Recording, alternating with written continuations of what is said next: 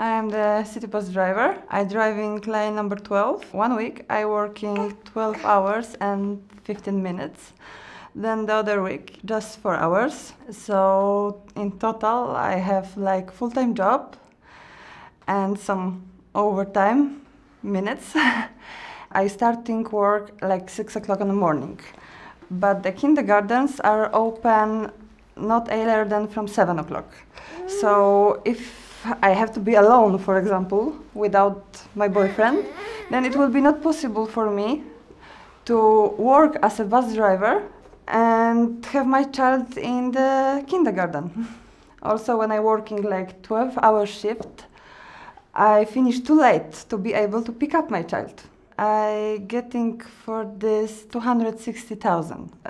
For this salary what I have, I cannot go for any holiday. I can just pay my bills, a loan for a house, buy some food and gasoline to go to work.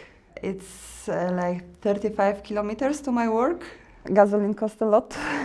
And also when I would like to buy some stuff for my child, I have to really look out for money because I cannot buy it on every month, something new for him. I have to use the shops like Godihedrin and buy the toys for him over there.